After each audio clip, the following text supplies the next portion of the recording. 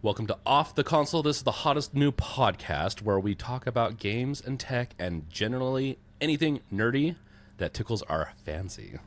I'm James, and with me I have a few friends, as always this week. I'm Gardner. I run the YouTube channel Gardner Bryant, and I love nerdy stuff, so I'm excited to get into this. I'm High Tech Low Life. I also run my own channel, and I'm mostly the same. You know, I'm always making content. I'm always trying to make new content as well, and trying to enlighten people, so to speak. And then I am James, also the Brink, Games Revealed, whatever you want to call me.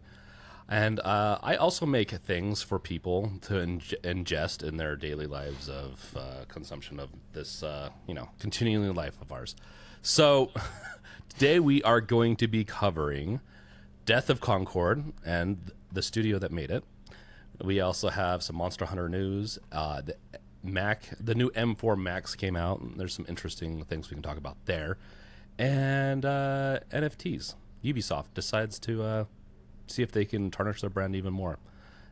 And then maybe we'll end on a little bit of new news on a new handheld. So that's what we have planned for you today. But like always, we want to talk about what we've been playing, what we've been enjoying for the week, whatever it is, as long as it's nerdy, tech, or gaming, let's do it. I guess I'll start off. So for this last week, I just started the Alan Wake 2 DLC, and what is it? I don't even remember what it's called. It's the new one. It connects with Control, and it's so good so far. Because in Alan Wake 2, you're walking by the FBC, which is a special organization for the type of stuff that goes on in Alan Wake.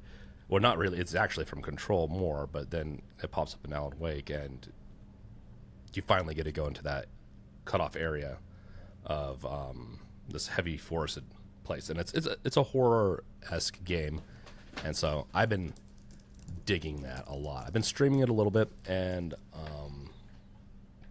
didn't get into Silent Hill, but I'm going to be playing that next. But yeah, that's what I've been playing this week. Nice. I've been playing the game that I'm working on. It's called Chess Mess. I'm really excited about it. It's a chess game. It's a strategy game. It's a puzzle game, all rolled into one. And it's consumed most of my time, but I've also been playing Lords of Waterdeep with my brother. I don't know if you've ever played. It's a board game. There is a version of it on Steam, but it's like a property management sim in like the D&D universe. It's pretty cool. I don't know if it's a sim, but it's a property management game, and it's really fun. Those can be really addicting. Yeah. So I've been playing. Well, I've been playing a couple of things. I've been playing Diablo 4. I've been playing a game called Card on CL. It's a new card deck building card roguelike. And I also just hit 15K on YouTube. Oh, congratulations! Thank you. Congrats, It's been a hard fought hard time getting my sub count up and keeping the views up, but I try my best. It's a battle, man, and it goes up and down, like in the sense of like you go really fast and then go slow. Yeah. I've had last month's been quite good. Yeah, That's the good. last October was pretty good for me. Following like the entire summer of just the channel tanking. But I find that the summer is usually pretty slow for the kind of content that I make anyway, so I don't let it get to me too bad. Yeah. I agree. I'm not going to talk about my channel. I haven't released a video this month. Yeah, before we get to the first topic. So, how do you guys go about finding your topics for your videos? I'm curious. This is a little insight I wouldn't mind showing to people that are listening. I tend to I have like Friday videos that are always like Steam Deck and Linux gaming news related. And then the other ones, it's just kind of like anything that I find interesting that I think my audience will care about. Yeah, I just get really, really bored. And sometimes I just make videos for the heck of it. I don't really have too many recurring series left. I used to do the Steam Deck Masterclass series, but I don't know if there's anything particularly interesting that the Steam Deck community needs to know about anymore, because I've covered like quite a few topics. I do have a series where I cover the Steam Deck Next Fest a lot, and the last video I made was probably the longest video I've ever made on this channel, an hour long. Took a while too. And then those are not fun to edit. no kidding. And then there's also I also cover upcoming Steam Deck games on a monthly basis. Okay. So there's that too. But it's just whatever I feel like making, to be honest. And sometimes stuff I review. Yeah, I'm trying to get into that of I want to record stuff, but I always get like caught up in like, what do I want to record? I want to stick to like a schedule, and I'm not great at like I overplan or overthink things, and so that's why I asked. I'm curious. So first up, the first topic is Death of Concord, which was like we couldn't predict that one. That was a hard, that just came out of nowhere. And the Firewalk Studio that got closed down because of it, like Concord didn't do well. Yeah. And I can't remember if we've talked about this in the past, but I'm curious what your guys' thoughts on. I don't think we have. Okay. Yeah. I think we might have briefly touched on it as it related to a different story, but yeah, it's probably it's sad because these are folks who have families presumably that they need to support, and they at least need to support themselves, and so you close down studios, and it's just that's kind of the direction that the big AAA industry has been heading for a while, is just consolidation and closures of studios, and breaks my heart a little bit. Also, this is what happens when you let mid-level managers kind of like run the show, and who aren't passionate about gaming and only care about next quarter's dividends or whatever. Who was it that like decided that Sony's studios were going to just completely pivot to like live services? It was a C-level exec. Yeah. It might have been the CEOs like, we got to focus on, and we got to just do, and the problem is they're what they need to do is come up with an idea first. Like the creative process doesn't work that way. You don't do the reverse. Like, okay, it's got to hit this template. We need it to be a live service, and it's got to have these elements that have no creative ability, any real catch. It just makes money. And yeah. Then on the other side, Concord also had a very creative team. You can tell by looking at the stuff. It had a lot of bad press because of that, but also the live service. It's just, this year has been an interesting year when it comes to, I would say even movies and games. I think creativity is really bashing against some of these big companies. I wouldn't say budgets, but ideas of what they want to do to grow even bigger. Mm-hmm. And yeah, no, continue. I agree. I think a lot of it has to do with the fact that Concord, at the end of the day, I think from the very beginning, I remember seeing a lot of the criticism surrounding Concord's announcement back in the State of Play. I remember that being the big PlayStation game announcement there. And for what it's worth, I'm sure Sony were very excited because, it's a new game that they can put out there. But at the same time, though, I just feel like Concord was, well, that and the whole 14 live service game plan that Sony had was a response to Microsoft buying like Activision Blizzard, because Activision Blizzard does almost entirely live service games, and Microsoft just added like what they add, like Diablo, World of Warcraft, Overwatch 2, Hearthstone, and did they have WoW? I guess we could say WoW Classic as well. I don't know if that really counts or not, but they turned StarCraft into one too, technically. Mm-hmm. Like, have they? You can buy DLCs for it and all that. Like, yeah, there's a lot of different modes in StarCraft 2 that you can play. It's fun, but yeah, they pretty much have got it down to almost a science over at Blizzard. It's just, now they need to start actually making good stuff. Yeah. But anyways, I feel like Concord and the whole plan was just a response to Blizzard being bought by Microsoft. But also another thing too is that it just doesn't, like, I understand the guys behind it, the the ground level employees, the guys making the art, programming the game, just in the trenches doing their job. I can understand that they're very talented people. I mean, they made a game that's no easy feat.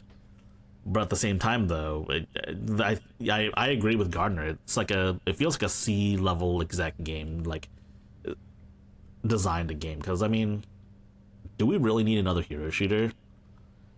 I feel like with single player games. Sorry, I feel like I'm ranting. Go on ahead. Sorry. No, you rant on, man. Yeah, like with single player games, I mean, think about it. It's one and done, right? Mm-hmm. That's what makes it easy. Yeah, but with live service games, it's a zero sum game. There can't be an infinite number of live service games because these games are designed to be forever games. Forever, consume as much time as possible. Like if you're stuck on a game and you want to remain good at it, you're going to be on that game. Counter-Strike is a game, like when I play Counter-Strike Serious, I play it for like a few hours a day. I don't play anything else except for maybe sometimes some single player games.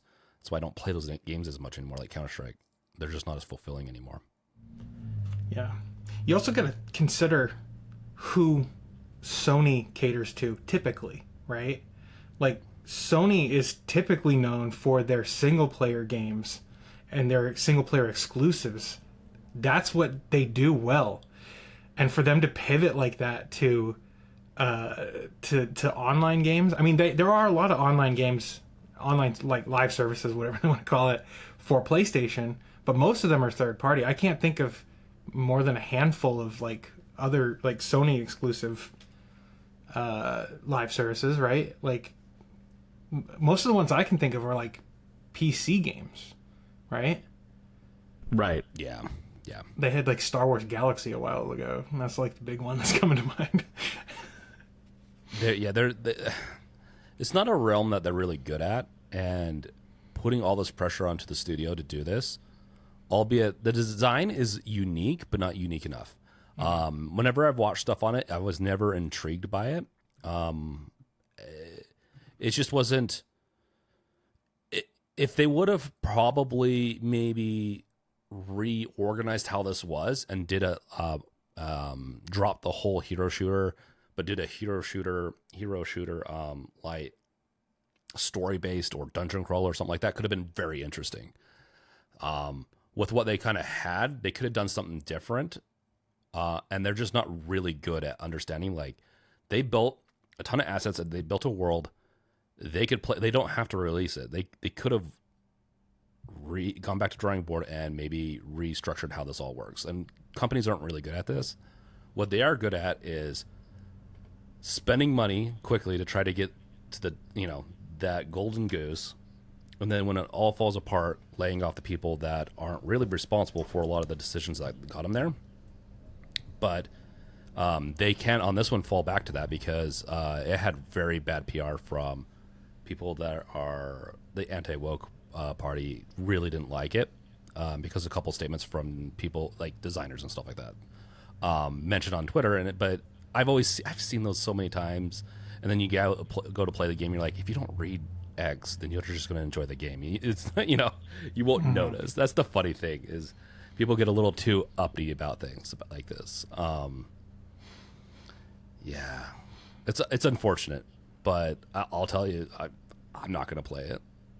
I have too many. I mean, Overwatch, while people hate it, I'll play it like during like Halloween season, has some fun and stuff. I'll play some games like that, but I'm not one to go out and play live action too often these days.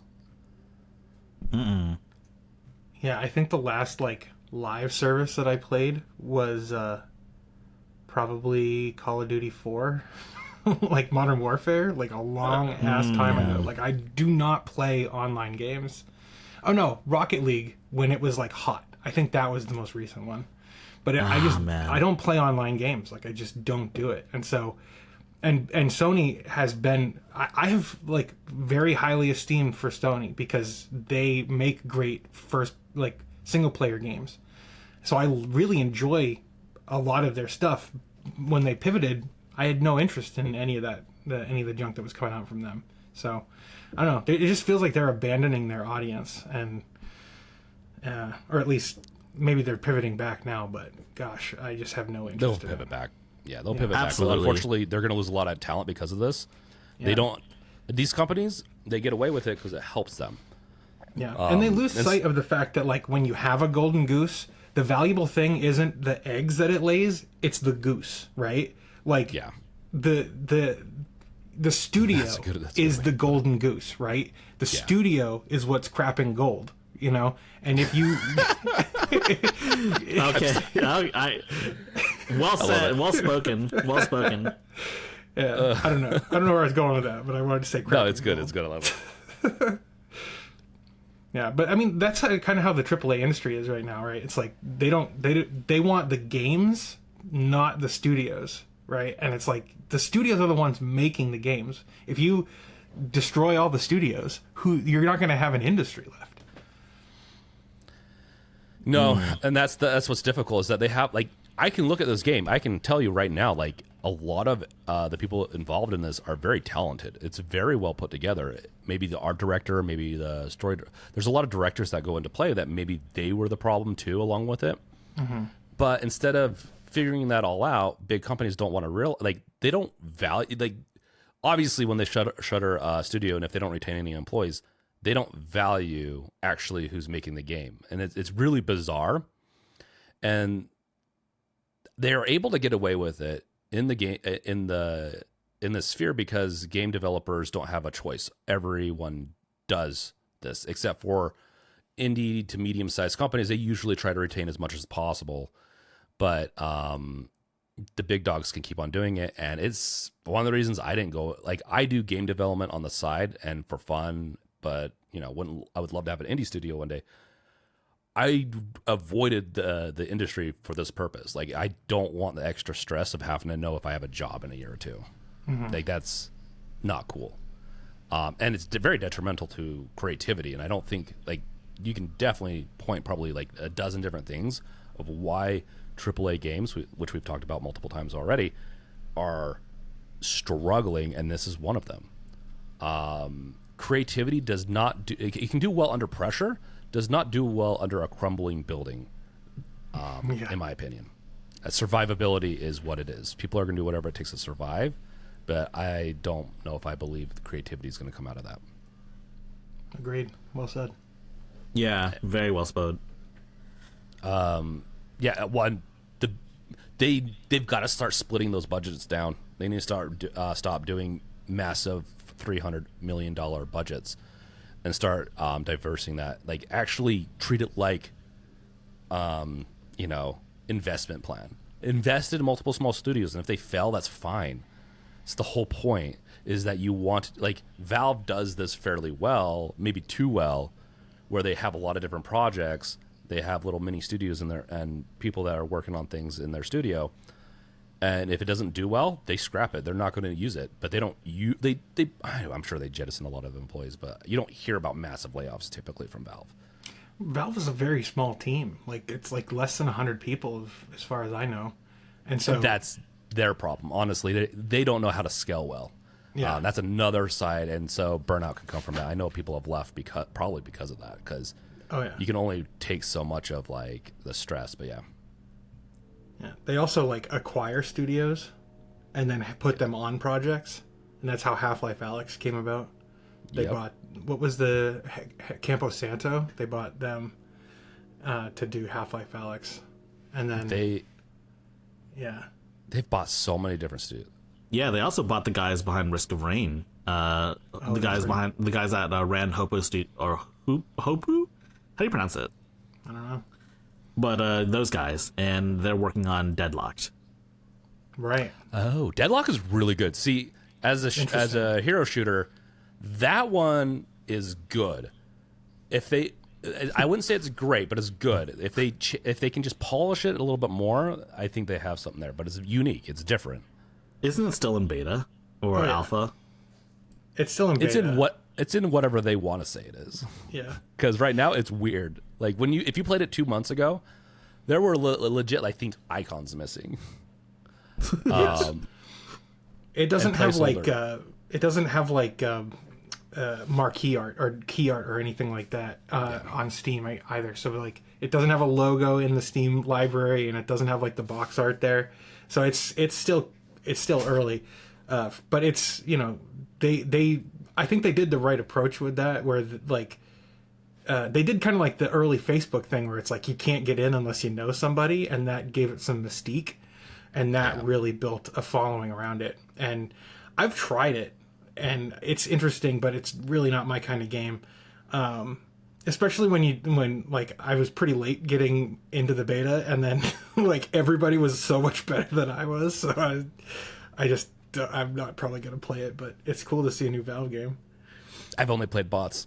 I need to go play against real people, but it's one of those games like that. I like to pop up and just blow off some steam, and just something that where I don't. It's not a game like a single player game where I have to worry about progression or anything like that. I'm just learning the system and just destroying bots and mobs. It's fun. It's fun. I kind of wish they'd get away and get back into, you know, Portal and Half-Life world.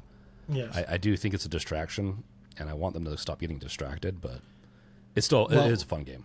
HLX is coming. That's what I keep reading, so I'm excited Half-Life about that. X? That's what they're calling it. It's the internal name is HLX. So, dude, Half-Life X would be so awesome. It'd be like a sweet name, like it'd be like Mega Man X. Y'all ever played Mega Man X? No. Dude, it's so good, dude. You have to play it, man. I know y'all were ragging on me for not playing Mass Effect, but y'all should play Mega Man X. Like, okay, well, one is like a classic. The other, okay, they're both classics. I know. I've played some of it. I've never beat it though. It's good. Mega Man's are really fun. They're just if you want to draw me into a game, it's either like really good mechanics or story, and I just won't put the game down.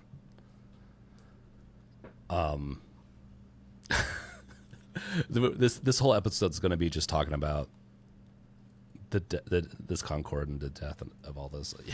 Yeah, I think it is. I think it is quite sad what happened to Firewalk. It's not entirely unexpected, though. I will say that you know, like what was it, like 600 peak players on Steam, and they had one of the worst.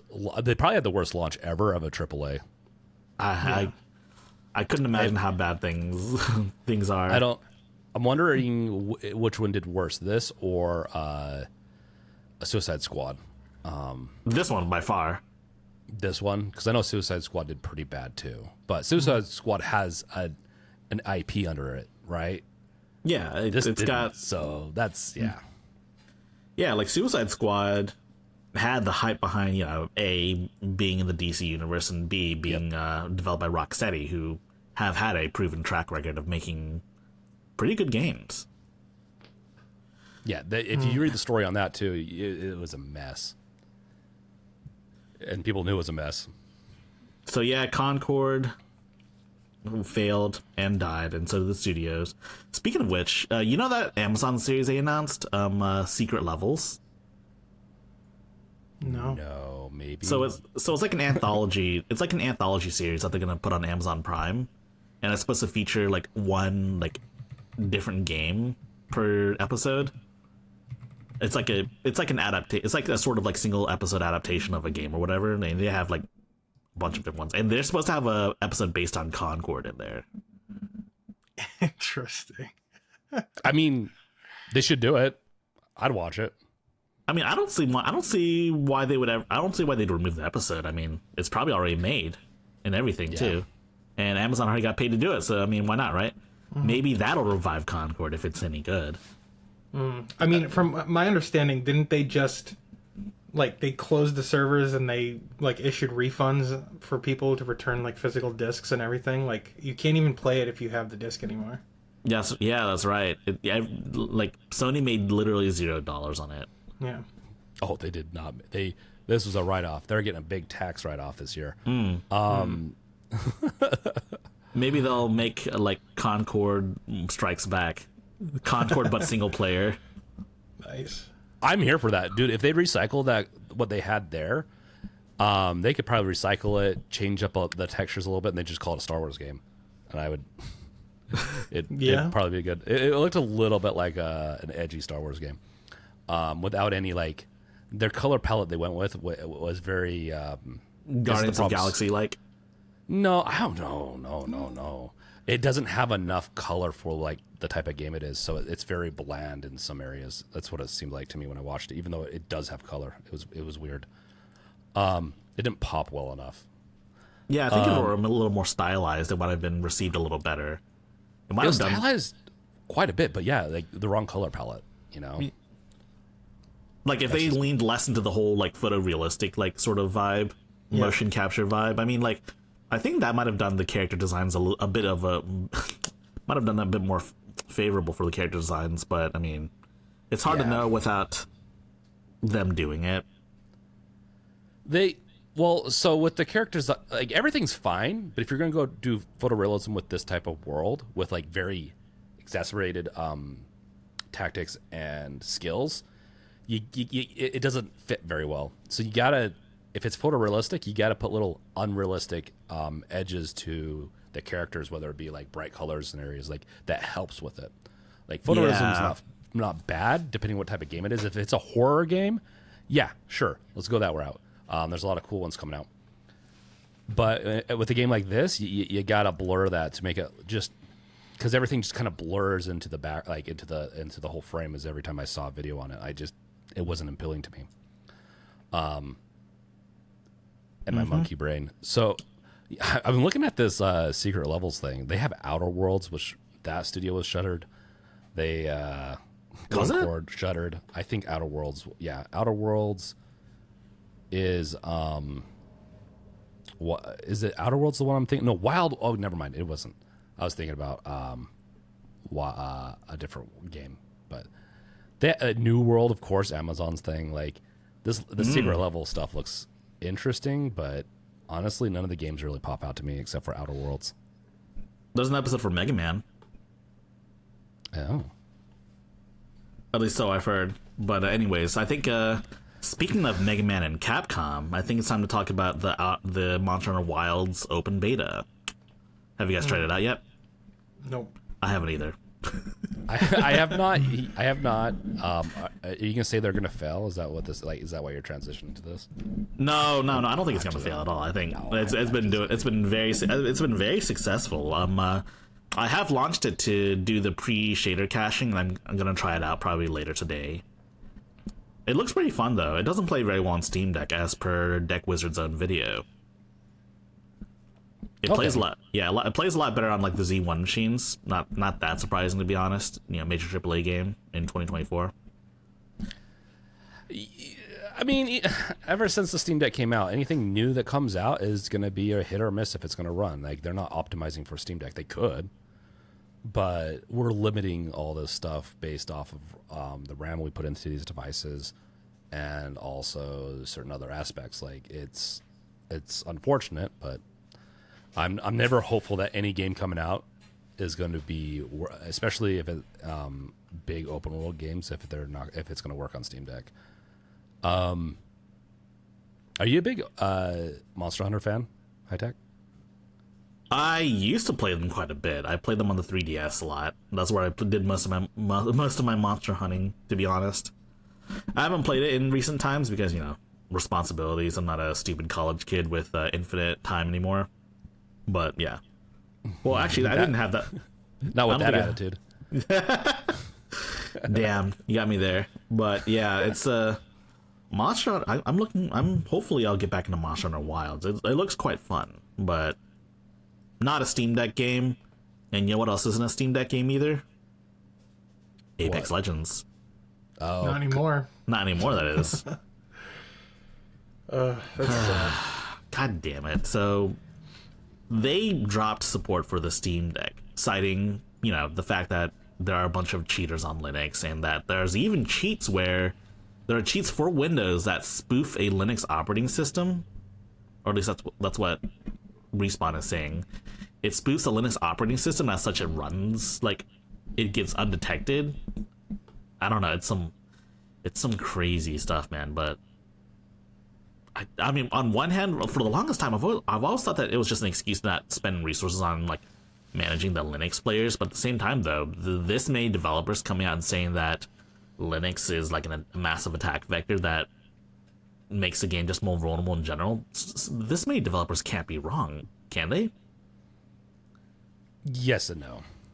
I'm sure Gardner's going to have a good responses, but for me, it comes down to risk management. If you can reduce the amount of platforms and areas you have to make sure up, it's just less resource heavy. So them focusing only on Windows, where most of their players are anyways, on paper is easy to sell. Whether it be from a high level, low level, it's easy to sell. It doesn't mean it's right. And at the end of the day, Linux is not going anywhere when it comes to games. Like they're shooting themselves in the foot and allowing for competitors to come in and actually take this up. Because let's say if I'm on my Steam Deck, I'm going to choose whatever game's the most optimized for it, and I will play live action. In fact, I will probably more likely play live action. Probably not a shooter like this, but any other type of live action. I even Overwatch on my Steam Deck over my PC, just because it's easier for me to pick up, play a session, put it down, and do that. If I'm at my PC, I'm going to be at it for a long period, and I'd rather play something else. But I think personally that if anyone is an engineer that has really good security background, I think this is a good problem to solve, and you could probably make a lot of money if you create a really good, non-invasive anti-cheat system. But I don't know what it would take to make that. But if you could make something that you could sell, because there's a lot of them that are already third parties, anti-cheat systems that either of these companies acquire or whatnot, I think this is I think someone could make some good money from doing a system like that, but I don't know the logistics on it. Yeah. It's funny because anytime you hear anything coming from like an official press release from a company, it's all marketing, right? So when they say like, oh, Linux is less secure because it's more open, they don't know what they're talking about. This is the marketing team like parroting something that's been dumbed down by their engineers for the marketing team, right? So it's a convenient scapegoat to say, oh, Linux is just is less secure. Dude, like if they had real numbers to back that up, they should release those. I would be curious to see if that's actually the case, right? But also, like when people were asking Tim Sweeney to bring Fortnite to Linux, he was like, no, it's too small of a platform. When Valve has X number of users, then I'll bring it to Linux, right? And like we have more Linux users on the Steam hardware survey than we have Mac users at this point. So it's like we're not a small and ignorable like thing. Yeah, we're 2% of like 400 million Steam users every month, right? But 2% of 400 million is a huge number. I don't know. I can't do the math in my head, and I'm not going to try. But then you get into this thing where, like, Tim Sweeney has also said, like, easy anti-cheat on Linux is less secure than easy anti-cheat on Windows. Shooting his own product in the foot, right? Like, yeah. It's just a constant Ouroboros of them, like, just not wanting to support Linux because it's Valve's version of PC gaming, right? I think it's a load of horse hockey, honestly. And I if they had numbers, I'd like to see them to justify what they're talking about. Because in the post they said something like Linux cheats are indeed harder to detect, and the data shows that they are growing at a rate that requires an outsized level of focus and attention from the team from a relatively small platform. That much I can understand if it's true. I just doubt that the blame can fall on Linux itself, because I don't know. It's just ridiculous. The architectures aren't that different. Let's be honest. They're not that different. This is a silly thing. Creating like the way you create cheats and all that, they target very specific systems, system level stuff, depending on what kind of cheat you're doing. Whether it's mimicking or mocking services or whatnot, like it's like the problems you're going to run into on Windows are going to be similar. The difference partially is Linux is more secure for the user, and it's not going to allow them to take control of the kernel and stuff like that more easily, right? And so for them, they want more control probably. is But, probably yeah, what it comes down to. That's it. There's also Linux the is more fact, secure. Right. Linux is more secure, especially because and they're pioneers when it comes to like actual operating system security. Because Linux has, I'm not going to get too deep in the weeds, but Linux has like address space randomization, which was one of the first, like they came up with that like scheme before Windows implemented anything like it. And basically that means that like when you load a program, its address space is like scrambled so that other programs can't look into that address space and manipulate it. It's way harder to run stuff like trainers and cheat software on Linux because of that fact. Like you have to like bend over backwards to do it. So perhaps there are, because of like the open nature of Linux or whatever, or maybe just because big nerds like myself use it as a daily driver, we can work around those things. But man, like I'm telling you, my BS detector is going off with this. I'll just put it that way. Yeah, I agree with you, man. I mean, 8 million players to ignore is still quite a bit. Like, I get it. It's not a lot. It's not a lot in the grand. Like, it's not proportionally a lot, but it's still objectively a lot of players to be leaving out. And then at the same time, though, I mean, yeah. It's realistically, it's a lot, right? 8 million is a lot. It's a lot, and it's very funny that they're doing it. But it depends on the game too, like, and how many of them are going to play live servers. I would probably say a lot of Linux users are probably a little bit more grumpy when it comes to those types of things too. But yeah, yeah, and the Venn diagram of like who's a Linux user, but also who is playing Apex Legends, it's a subset. But it was also one of the top 50 games every month, like consistently played on Steam Deck. Probably because it was one of the only live services that was available. But still, and this is also a bit different from the other games that EA has like nixed on Linux, because all the other games, Battlefield, was it Battlefield 1 was the most recent one? Like, Valve, I mean, EA never actually supported those games through Proton, but they did Apex Legends. They did support it through Proton. So this is them literally like making money from selling copies of this game, saying, hey, this game is supported officially by EA, not just by Valve. And this is them actually like hurting their customers. And I mean, at some point, people need to wake up and be like, dude, I can't support EA anymore. It's criminal behavior, in my opinion. we need to have some penalties. FTC needs to get involved, or what other organization to say, hey, if you're promoting something, I don't know how much they promoted it for the Steam Deck, but like you can't take away support of something that I bought. But I think Apex Legends is free. But what packs did I buy on? And I think if they're taking away support for, let's say, Linux, and you bought packs on Linux, they should refund all those packs. Mm-hmm. That's my opinion on the thing. I think this is not an infinite money glitch kind of thing. You're not the hackers, Apex Legends. Like you got to play ethically. And sometimes you have to weather the storm. It's going to grow. Like as we get further in, you want to invest in these systems because you'll be the one up. Like I just think they're leaving room for other people. I think if you're a small indie or even a triple A or a double A studio that does live action or does stuff that's like similar to Apex, I would start supporting the Steam Deck, because with everything that Valve has planned, with all the, like, once SteamOS comes out and it's fully supported by all these devices, I think the world's going to change a little bit when it comes to gaming on Linux. And I think you're going to be in a much better place if you're targeting that, because it's getting harder and harder to be competitive in the world, and this is an edge that some people can get. I mean, part of me thinks that the whole concept of like the online first-person shooter is quite frankly fucked, because you can cheat on just about every FPS out there, unless it's like a super unpopular FPS where it's probably not worth cheating because no one plays it.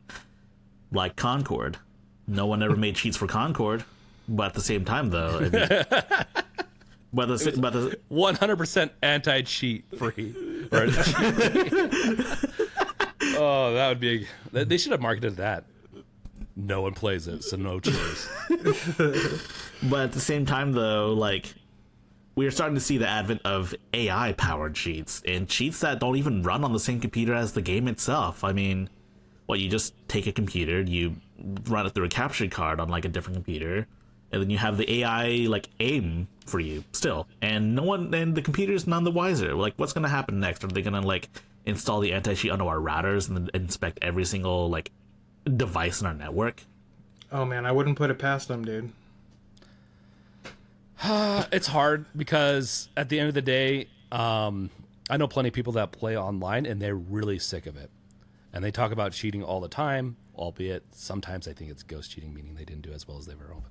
But it's bad enough to where it is ruining games like this, and they have to fix it, and it's really hard. I get it. But I am of the opinion that we're going to have to go to an authorization system where you're going to have to put in like your driver's license or something. I hate to say this. It sounds a little dystopian, but personally for me, if I can avoid cheaters, I would do that. If I could avoid cheaters more because you have some skin in the game on like, this is my identity here, and you get flagged in the system. Nothing, obviously, you're not going to get like thrown in jail, but just flagged in the system that you can't play with your ID anymore. If caught cheating, it might be the way to go. It sounds bad, but I don't see any other real way to get out of this if you really want to get away from cheating completely. So here's oh, sorry, go ahead. Oh, I was just going to mention, like, there are other alternatives to anti-cheat, like public embarrassment, like with Bullying. well, with deadlock, right? Deadlock, if they detect cheaters, they turn you into a frog, and then everyone else in the server has to could attack you, right? Oh, dude, I think it's funny. Yeah, but I don't know if that'd actually deter people because they're just going to join another game and just cheat again if they don't get VAT banned. Yeah, I just think there are ways. There are social ways to address it, and not. I don't think there needs to be like systematic ways. I think socially, if you pressure people or have like consequences for the way misbehavior in the game, I think that would go a long way. That's why I think the ID system would work. I think it would be an opt-in system though, and I do get like the parts of it people would not like it, but I would assume like if you want to be in a pool of people that are verified. Valve kind of did this with buying a game, like buying Counter-Strike, as opposed to they also offered it for free. But if you buy the game, you're putting a little bit more skin into the game and less likely to cheat. And it did help somewhat. I never ran into cheaters when I played Counter-Strike personally with that. But I was thinking of a system that multiple like game developers would do, like almost a global database of cheaters, in which if like say game A opts into the system and game B opts into the system and someone plays game A, they cheat, they get banned, and their ban is recorded in this centralized system of like a database of known cheaters, and they can't play game B anymore either, even though they've never touched it. Like, I've always thought of a system like that. Like, I know that would require multiple corporations cooperating with each other, but I mean, they have. Gosh. But they have too much already. But they do have. It's happened. I think it is something that is worth considering. I mean, I don't know how effective it would be in the long run, given that cheaters like to like buy new hardware or make new accounts and all that stuff just to continue to cheat. But I am curious if something they that get would throws work. out of it. Like some people want to do it out of clout and say that they're good when they're not. They have some issues. Maybe better mental health care in the States might help. I don't know. But also, people just get kicks out of it. Like they want to mess with people. I always think of it like, wrestling. Like people like to be the baby face, but also people really like to be the heel. They want to be like the bad guy.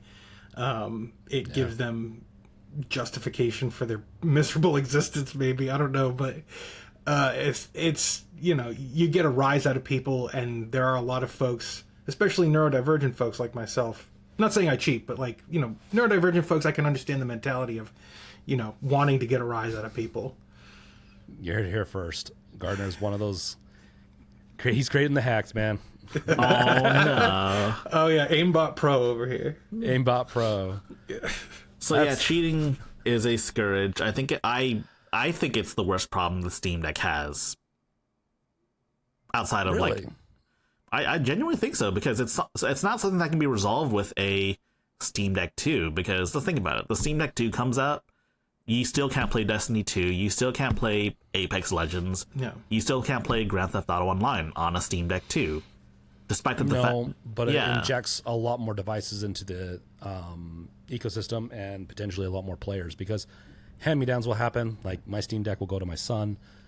That just automatically gets another player base. He'll be starting to get into the age where he can play some games, potentially at that point, maybe like Apex.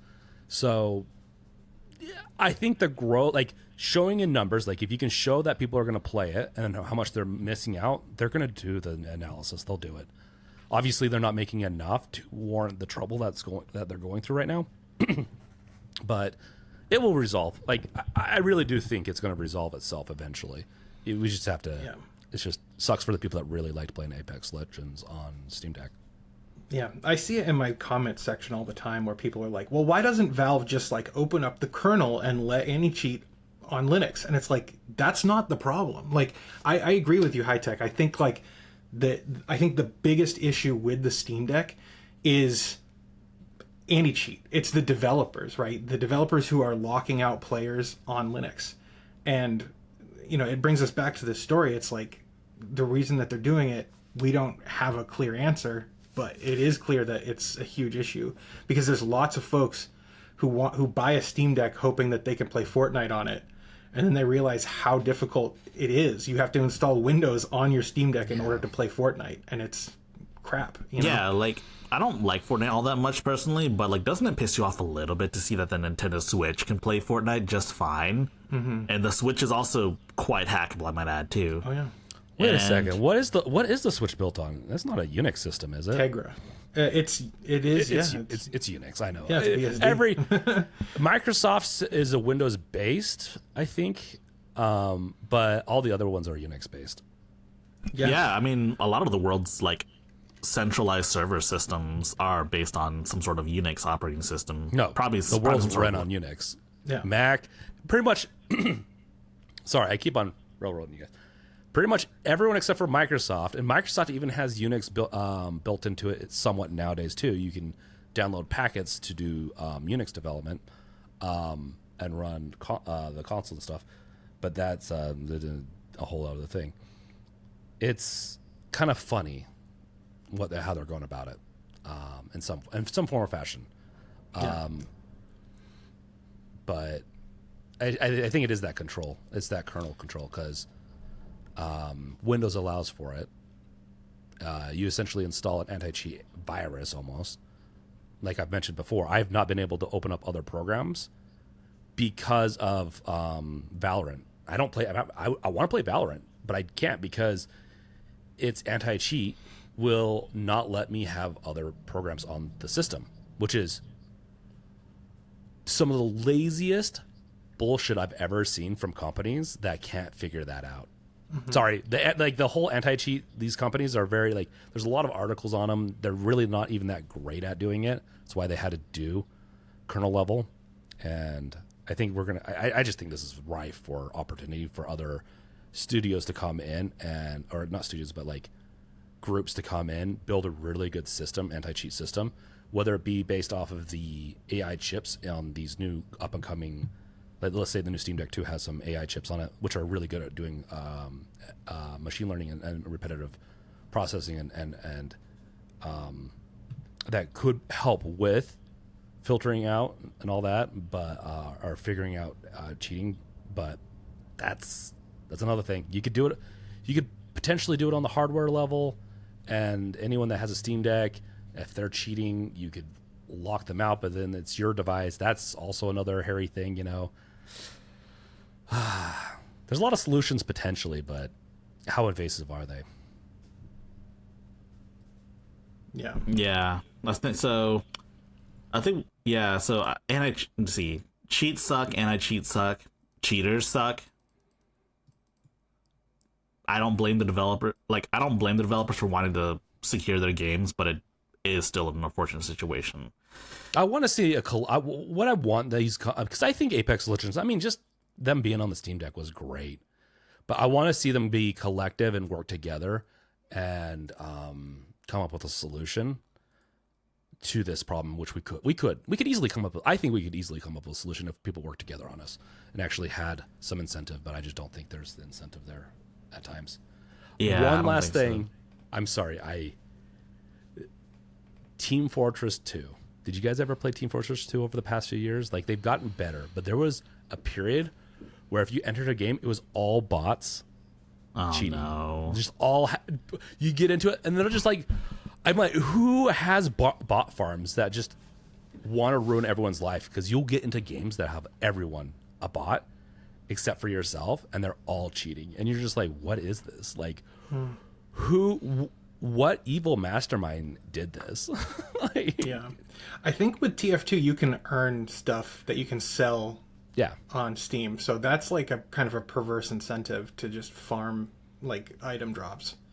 Oh, that's true, I guess. Wow. Yeah, because you can sell those items on the workshop, and then you get free games essentially. You know, like my brother was playing Dota. My brother got a rare drop in Dota, and then he was able to sell it for like $170. Damn. And that fed his entire gaming budget for the entire year. And I was like, dude, that's crazy. Damn. I mean, I've had some good drops too. I've sold enough to buy a game or two before too, but like that's crazy. I mean, I've never done that personally. I have seen a friend of mine actually sell enough. Well, I had a friend of mine sell enough WoW gold to buy Destiny 2 back when it was Battle.net exclusive. I've also had a friend sell enough of his TF2 and CS:GO stuff to afford a Steam Deck at launch. It was crazy. I mean, that's crazy. I don't know. I don't think every game should have like trading like that, because it leads to like a black market. Like, everyone remembers the old. I think it's kind of fun. Like, I think it is fun. I think it is fun. And I think there's that point, like, that's where NFTs I think are interesting, and we could do. Honestly, we should do a whole other episode like on NFTs and stuff like that, because it is fascinating. I know it has a very bad name to it, but it's fascinating how you could control it a little bit better. But yeah, I think the M4 Max look really good. I don't know about you guys. I have always been curious about trying out macOS. I mean, I know how to do things on macOS, but I've never actually daily driven a Mac. I've been surrounded by a bunch of people that have used Macs as their daily drivers, but I've never actually used it myself. I'm curious. You're curious? I'm curious because I really hate Windows, and with my production setup, like, I didn't have a choice. I had to have Windows on this computer. So I'm like dual booting. And I'd really like to have a dedicated little Mac box on my desk that I can just swap over to with my KVM. That would be nice. And then I wouldn't have to touch Windows ever again. That'd be so sweet. But I don't know. It looks interesting to me. I'm quite curious. Does it support 3 4K monitors? That's my question. So I think it does. So with the Mac Mini, I just watched something on it yesterday. It supports one 8K monitor and a 4K. It can support, but then I think if you break it down, I think it might be able to support 3 4Ks, but I'm not 100% sure on that. All I know is it's really impressive what it supports. You can get that Mac Mini up to 64 gigabytes of RAM, which is pretty impressive. And the M4 chip is ridiculously powerful. Like, you can do a lot of video editing, 4K video editing on the iPad Pro, and that has the M4. You can do a lot of cool things. And the iPad Pro, actually, you can get DaVinci Resolve on that iPad, which wow, is on the iPad. Yeah, dude, that's awesome. That is pretty awesome. I'm looking into. I want to do a video on the iPad M4 soon. It's a little bit, obviously, it's a little bit chopped down from its original, but it can do it, and it looks impressive enough. Like, because I'm traveling a little bit more, I'm really curious. I have a MacBook, but pulling that thing out on the airplane is actually kind of annoying because those trays don't hold it very well. So something like that would be awesome. I have a KVM that I switch between my Windows and my Mac, and I'm setting up my Mac actually to because my Windows is just struggling more and more every day with like streaming.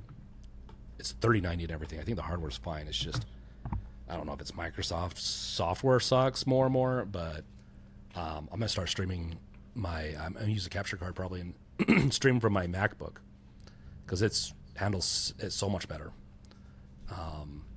And I'm slow. If I could get away from Windows, I would too. Like I've jumped back and forth between Windows, Linux, and Mac, but with the direction Windows is going, I just don't have any faith in them right now.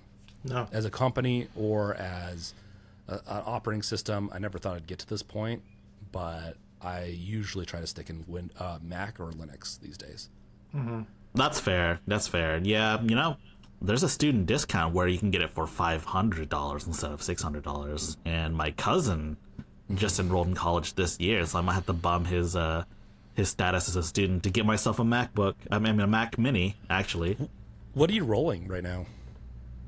Me? What do you edit on? Yeah. A Windows desktop. I built it like 5 years ago. Well, yeah, but what are some of the specs? Well, it has a Intel Core i7 8700K. It has a 3090. I have. Oh, okay. Oh, not 3090. No, sorry. A 3070. I was like, yeah, the same as me. So I need to get a bigger SSD. Not bad. Yeah, my boot SSD is 512 gigabytes. I need to get a bigger one. I have a 8 terabyte hard drive for storing like raw footage and stuff, and it's almost full. So one of the cool things about the M4 Max that they're coming out with, you can get a version that has Thunderbolt 5. And so if you get drives that are compatible with that, it's no different than if you're editing it off the drive itself, from my understanding, with its speed and everything. Like, I think you'd like it high tech. I think you'd like an M4 for editing. They're very, very smooth machines now. Like, I'm not trying to be an Apple simp. I'm just really tired. I'm tired of Google and Microsoft, and I jump back and forth between all of them, and I'm just tired of them, and I just. Now, let me ask you this. See, I've got a Ryzen 9 5900X in this, and I have 128 gigabytes of RAM, and a 3080. So, and a gigabit network. So, I'm curious what I spent too much money on this because I had planned on doing a Windows VM on here, but then I realized that my motherboard. Yeah, that's why I have that much RAM. But then I realized that the motherboard, the $300 motherboard that I bought, doesn't have the correct IOMMU groups to actually support multiple frickin' graphics cards on this device. So anyway, the IOMMU groups are an absolute cluster, man. Like, I have spent the last 2 years trying to get this to work with a virtual machine, and like, can't do it. The only option that I have found is to change the CPU, downgrade the CPU to one that has a built-in whatever it is. Graphics. APU, yeah. Oh, man. I was so annoyed when there very few people actually like document IOMMU groups for specific motherboards, so it was a shot in the dark. And anyway, I'm that's why I've like got a KVM now, because I have a laptop that I switch back and forth to, but I really want to have like a dedicated machine here, and I'm thinking about doing the M4 Mini. I don't know. The Macs are pretty good at doing VMs, depending on what type of software you go with. Honestly, any type. I've had issues with Windows though, and with anti-cheat actually, with virtualization and stuff like that. I've had to go back and turn it off because I wanted to try out a game. I can't remember what game it was. I'm kind of done with doing VMs on Windows and an Intel chip. Like, I'm just kind of done with it. Yeah. It never works out very well. I hate it so much. So I feel your pain, Gardner. Like, building computers anymore, I feel like is getting harder with the hardware getting more expensive when it doesn't need to, like motherboards, to get anything graphics decent. cards. Yeah, it's so unfortunate. It's fun to build, but like the Mac Mini is going to have a lot of the same I/O that you're going to want, and it's the price. Like it's double the price of a motherboard. That once again, it's not going to have the same bells and whistles. You can't put a bunch of graphics cards in there, but for certain purposes, it's awesome.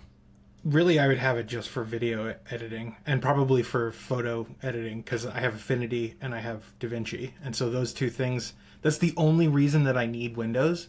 And if I had a Mac that could run them just as well as this machine, then I'll have a really nice Linux gaming desktop here. Honestly, same. Honestly, if I get this M4 Mac, I might like decommission my like main gaming desktop and turn it into like a gaming server. In which I can stream my PC games to and from it. Well, actually, just from it, not to it.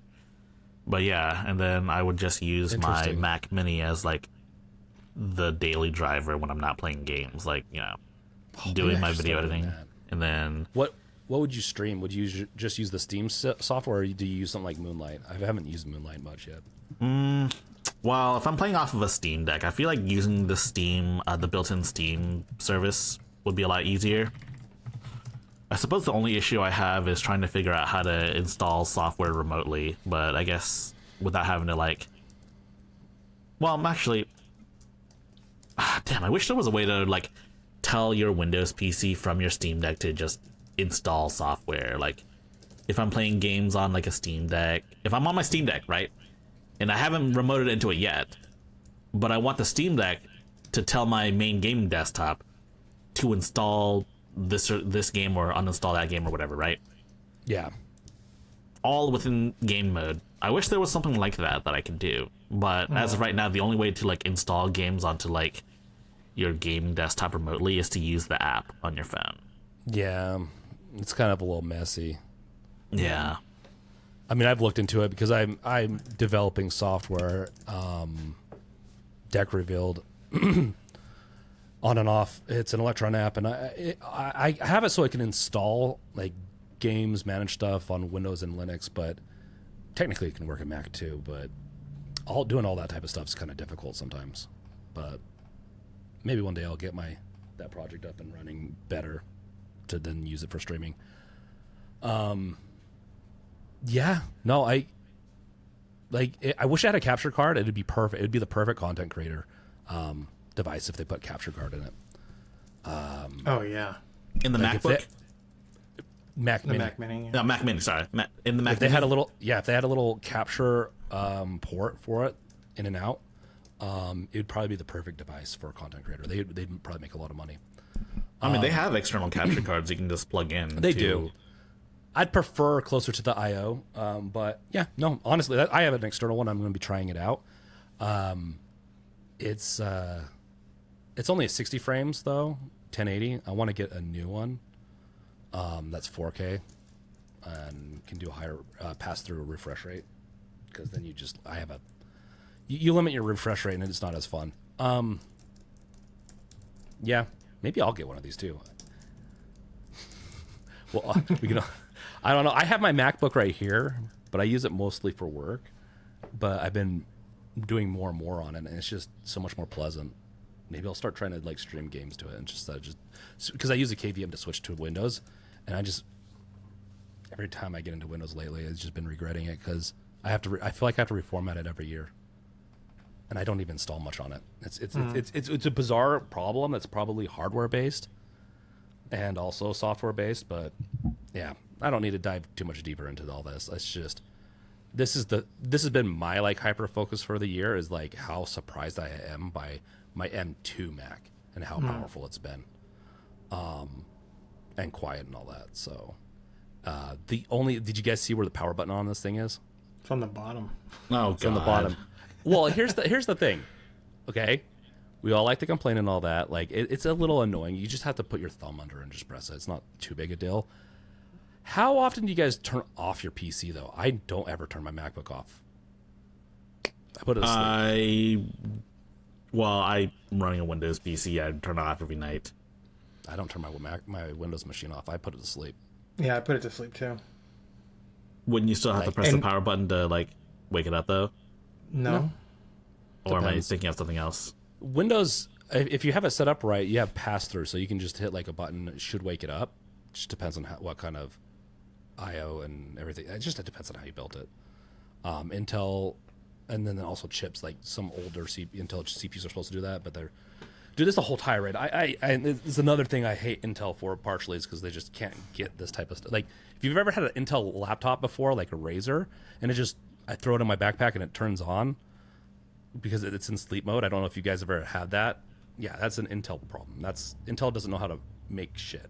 They have great CPUs, but like I'm surprised that Mac, even with Intel, has done pretty decent with that type of stuff. But like, I can't get a Windows machine that doesn't turn on randomly. I have a Ryzen 1800 out here, Ryzen 7 1800X on the other workstation. It's a little bit older, but it has the same issue, man. Like, it will just randomly, it'll turn on all by itself if it's asleep. It's like, why are you doing that? We joke that it's the ghost. The ghost turns the computer on. I like that. Yeah. It's a fun way to put it. No, it's frustrating. Well, if it turns on any other time, I'm okay. Well, my big PC heats up this room really fast, but with the 3090, that 3090 is like a freaking heater. But I just, if it's a laptop, you can't be doing that. You can't be doing that. Especially if it's in a bag. Yeah, I have grabbed my laptop because it's a Razer one too, and it destroys those batteries if it does that. The surest way to have your battery become a spicy pillow is to introduce heat to it. And Razer laptops are really bad at that because their chassis is designed to soak up heat, right? I've had to swap out. Well, we're going down Rant City. I'm so sorry. But it is my birthday, so I get a little lenience, right? But Happy birthday. Happy birthday. Thank you.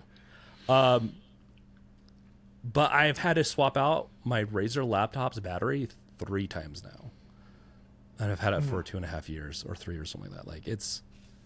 I just won't buy another Razer for a while. Even though they're very sleek, they got to get that heat distribution issue under control.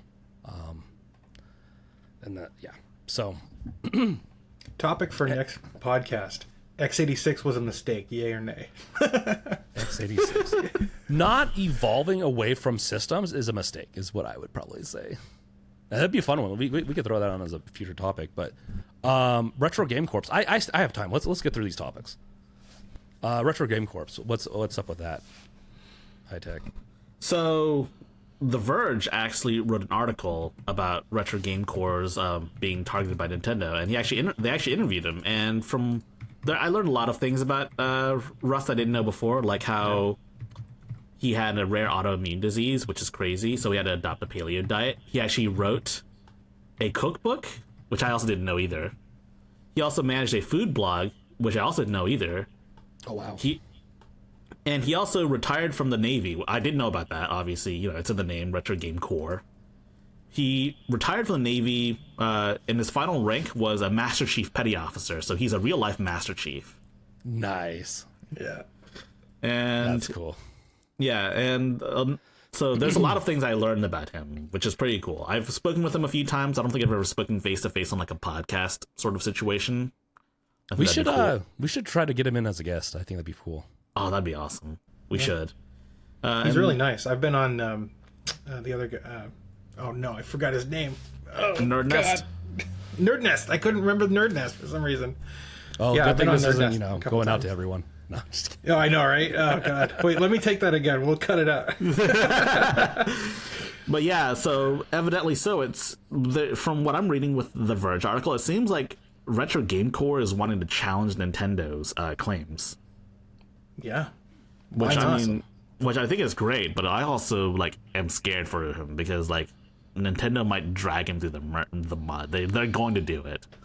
The big question is is he going to get a lawyer capable of not only defending him but also helping him win his case too. And I'm sure he understands. And according to this, he understands how expensive it's going to be. It's going to take his time. Do we know if he's found a lawyer yet? Because there's a lot of YouTube lawyers, there's a lot of lawyers that might pick this up actually for press and all that. This is a topic that's a heavy topic. Do they also have does he have a fund for this too? Like we could point people to? We don't know, but they did mention that Richard Hogue, the guy behind Hogue Law, the YouTube channel Hogue Law, talked about this as well. And they're saying, and they're just talking about how it's a dangerous game going against Nintendo, basically. It's dangerous, but if done right, can produce a lot of publicity and actually cause growth. Because I mean, is it even appropriate to use the copyright strike for this? Were they in the right? Like at the end of the day, can they prove that like it was a copyright that they broke or not, or is it a fair use? Like, if they can prove that, then they win the whole thing. Then Nintendo can't do anything about it. I mean, the hard part is that Nintendo Japan was the one that copyright struck Retro Game Core. Like, as you can see, like, they provide a screenshot. They provided, like, if you can see the screenshot, there's copyright removal requests from Nintendo of Japan. Anti-piracy 6 at nintendo.co.jp. And the content used is the Japanese name of each game. Yeah. And so Nintendo of Japan, basically. Can you filter out YouTube videos based on region? I think you should be able to, because some YouTube videos aren't available in certain regions. I think that's mostly I'm wondering if that's videos region locked though from YouTube itself. I honestly think that if done right, this could really help a lot of YouTube. Like we really should be able to. You should be able to put a video up and not expect another country to sue you. Like that's ridiculous. Let alone like. You should be like, I want this YouTube video not to show up in Japan. Then that's fine. Like, that's. It also causes other companies, like if other countries want to start doing this to control their brands, to make money. Like it's just it's a dangerous path. I mean, there's companies out there that don't even belong to like let's say I watch trailers a lot for live streaming on Games Revealed. Right. The amount of challenges, not obviously copyright strikes, but like challenges for ad revenue, and they steal my ad revenue and they get it. And some of them, and I've looked into it, some of them don't even own it. They're just able to get away with it. They've gotten in trouble in the past, but it's bonkers. Luckily, I think YouTube has gone to a better platform of sharing the revenue, but I don't even think that's fully fixed yet. It's a broken system. Oh, well, people forget that YouTube's copyright system is an extra legal, thing. Like, this is not... Like, YouTube isn't enforcing copyright law. They're covering their own ass, right? Yep. This is a way for... that YouTube has basically said, hey, creators and content providers, we're going to act as a mediator between you two, and the rule is we're going to side with the copyright owners most of the time. So so pretty much any company can say, hey, we don't have to prove anything. We just have to say, here's where, from 12 minutes to 12 minutes and 30 seconds, they're using our copyrighted content. YouTube doesn't ask questions. They just issue a copyright strike or even just a content claim, right? Which is different. And it's like the fact that it feels so broken to us because we put so much time and effort into making content, and then to have all of that revenue potentially stripped away at the stroke of a click of a mouse, it's wild. So not only do Retro Game Core have all of the precedent on their side when it comes to this stuff, and I think if they wanted to go to court with this, they could even lean on Galoob versus Nintendo, or Nintendo versus Galoob, from way back when Galoob was doing the Game Genie, right? The Game Genie, that whole lawsuit. Do you remember anything about that? Nintendo I've only heard of it. Nintendo was basically claiming that the Game Genie was creating derivative works of Nintendo's copyrighted material. And the courts held that, no, that is not a derivative work, right? They have every right to do that. That's your console, it's your game. You can put any device you want in between. So I think that there's sort of precedent in that area for, fair use, if you want to call it that. I can see a parallel between the two. But then also to say H3H3's like lawsuit when they got sued for copyright infringement of another content creator. It was fair use, even though they used like 10 minutes of a 15-minute video, because they were literally saying it was all critique. It was all in the interest of like parody and fair use, and it held it up in court. So I think that there's a ton of precedent for that. Yeah.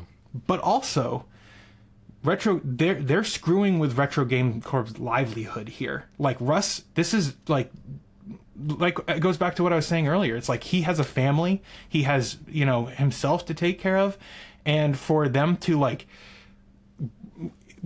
bring him right up to the edge of losing his channel by issuing 2 copyright strikes. One, maybe they have some like legal precedent to say we don't want people knowing about this other product from another company. I don't think they do.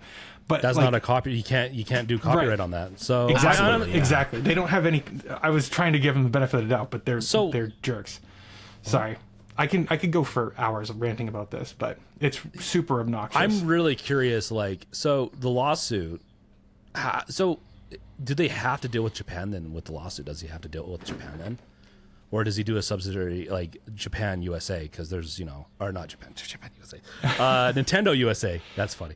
I don't know. Maybe given that Nintendo of America is just a mouthpiece for Nintendo of Japan, it might go through Nintendo of America if they want to do it in American courts. Given that Russ is American and YouTube is also like American. So I think they might deal with Nintendo of America, but... Well, when you sign the YouTube agreement, I think it says that all disputes have to be going through California, like the jurisdiction of California. Ooh, that's good. That's good for him then. I would imagine, if he wanted to challenge this through YouTube and go to court with it, then that would be falling under... to do it. Yeah, so I will say this. Russ, I don't know if you've watched this podcast or if you're watching this or whatever, but if you have a sort of legal fund, yes, I will donate. I'll donate and I'll promote it. Same. Somebody needs to put Nintendo in their place, and I think Russ is in a good position to do that, because like what they're doing here is obviously it's bald-faced bullying, right? It's because they didn't like something that he made. It's and it's tortious interference, in my opinion, that like the way that they're screwing with his livelihood. Yep. So I don't know, man. I think that he has every right and good standing to take this on. Did they give any warnings before doing the copyright strike? No, nothing. No, honestly, I think he has a pretty good case. The problem is money, but there are ways around that with this type of thing, and definitely giving enough. If you can get a good fund going, like I'm sure there's a lot of people that donate to this, because I think there's a lot of people just done with Nintendo shit. Like me included, honestly, I'm really sick of Nintendo at this point. It feels like I'm like, okay, game company, I want you to produce good games, fun, interesting ways to play my entertainment. That's what I want you to do. I don't want you to be fucking over people just because they did something you didn't like. That's very authoritarian. Very, I don't like that. It just looks really bad on your part. So I mean, I think I'm not an expert in California law, but I do think California has protections against like just bullying people financially speaking in the court of law. Speaking of which, there's always like small forums. There's always a lot of stuff like that you can do. I don't know how it would work in this case. Obviously, I'm not a lawyer, but California does have, as much as people like to complain, they do have a lot more protections for individuals, and so there could be some good from this. And does California have an anti-slap law? That's a good question. Because I feel like this is as close as you can get to a slap lawsuit without actually filing a lawsuit on Nintendo's part, right? Like, and I'm not a lawyer either. I'm just I follow this stuff as a hobby. I believe what I can see, it looks like California does have an anti-slap law, SLAPP, by the way, not just one P. So yeah, I think they do have an anti-slap law. I just would need to look further into it. But I think Russ has a pretty solid case. It's just a matter of whether or not he can handle it financially speaking. Because, I mean, Russ doesn't engage in like Russ actively says you should buy Nintendo games. Like if you've seen his videos, he tells people they should buy Nintendo games, and you know that they shouldn't pirate it, and that he like goes through the effort of actually backing up his own Nintendo cartridges and whatnot. And also, I'm the same way. And Anytime I cover any emulation, I'm just like, I try to understand. Like I'm like, hey, if you're really poor, I'm not gonna, no judgment or anything like that. But like, you really should be doing whatever you can to get a hold of the physical copy for myriad of different reasons, but one just for protection, and also to help with the cause of we need to be able to back up our games and be able to play them wherever we want to.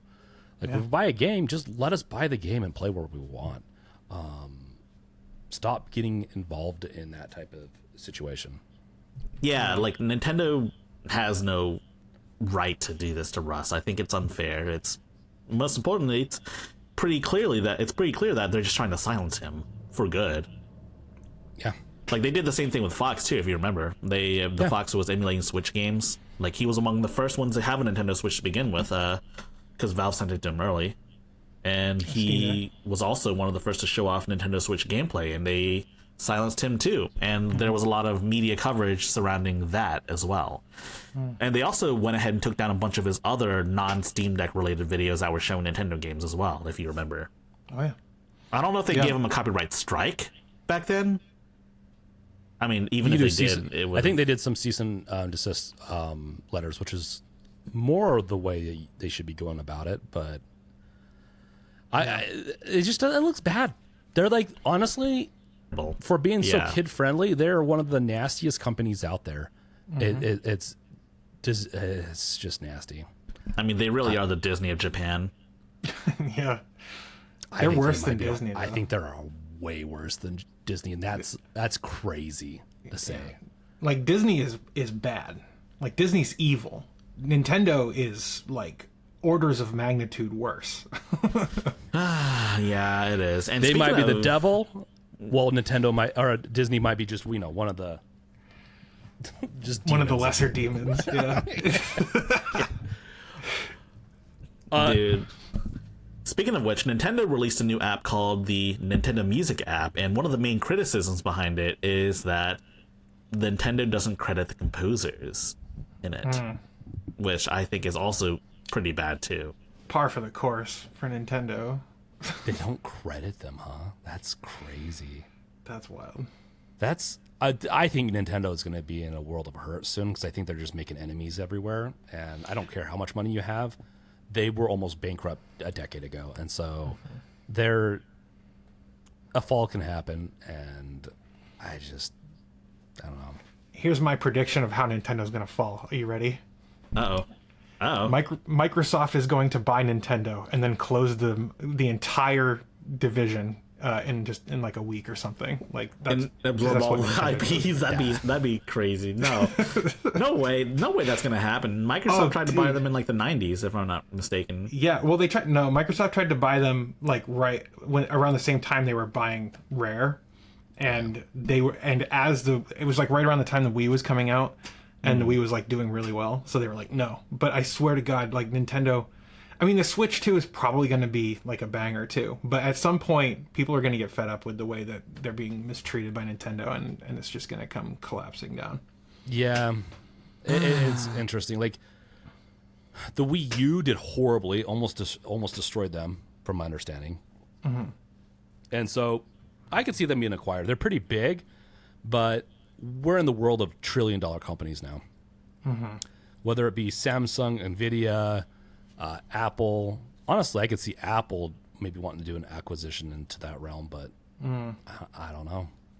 You never know. I would not expect we'd be here where Blizzard is a Microsoft company. So no, I would have not guessed that. I don't believe Nintendo's ever going to get acquired.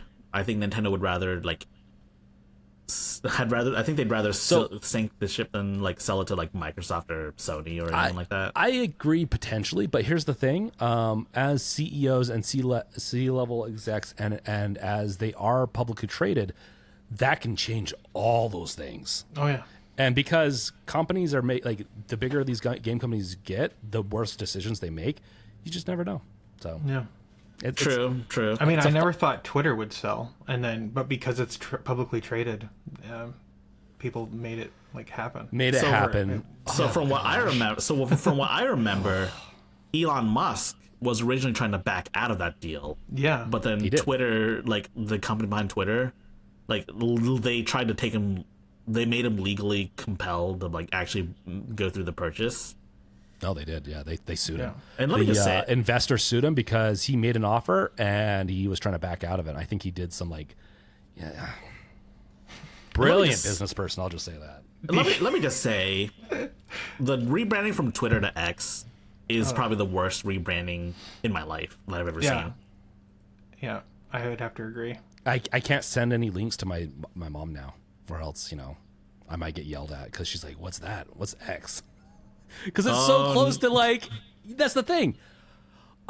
In the early days especially, I'm like, yeah, go to X. Like, what's that? People are, it sounds like an X-rated site, and it's the dumbest thing. I get where he's coming from. It's always fun to do this collaborate or this very all-inclusive app to just handle everything. But he should have built it from the ground up instead of trying to do it from Twitter, and it's just making Twitter worse every day. Like I said, I don't like going on. We don't need to go down this either, but I want to promote my stuff on Twitter. I just have a hard time getting on there, and just my algorithm used to be good, and it wasn't toxic.